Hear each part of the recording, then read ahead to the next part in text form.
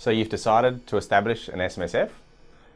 Before establishing your SMSF, the first thing to consider is whether you're going to work with a specialist SMSF administrator or an accountant.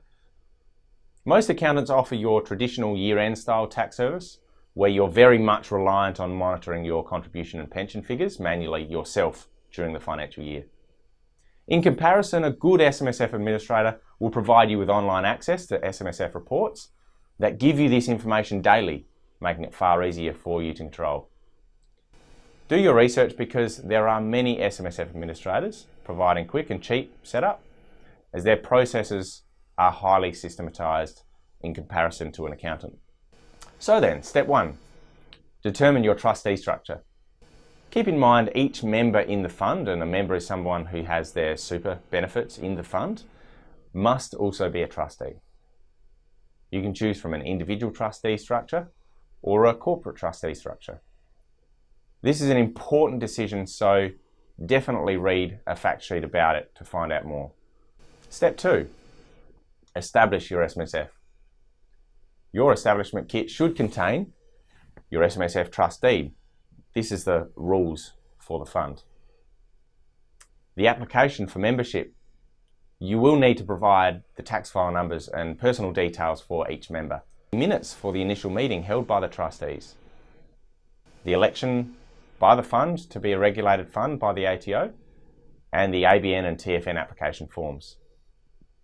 Paperwork to establish a bank account for the fund, noting that you must set up a bank account for the exclusive use of the fund. You need to have an investment strategy. You'll need to have nomination of beneficiary forms that direct who your super is paid to when you eventually die. And you'll need trustee declarations. A quick trustee tip, make sure your personal tax is up to date, or else you will be audited by the ATO, and it's unlikely that they'll let you establish an SMSF. Step 3, rollovers and contributions.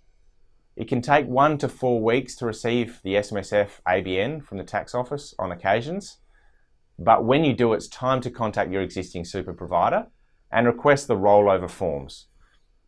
Once these forms have been completed and lodged, they will transfer your super proceeds to your new SMSF bank account. Alternatively, if you're ready to make in specie contributions of assets, then you're ready to go. Something very important to consider is insurance.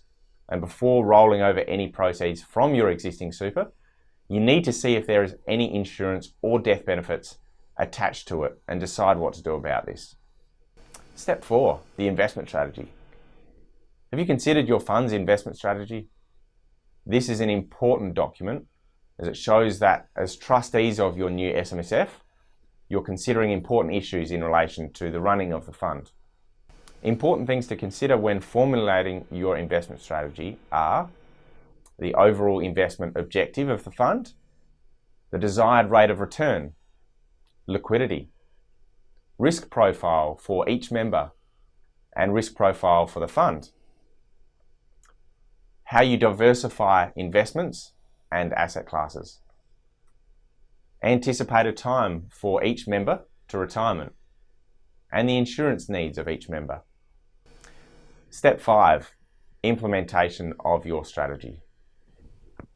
Now that the fund is established and you've considered your investment strategy, it's time to start investing.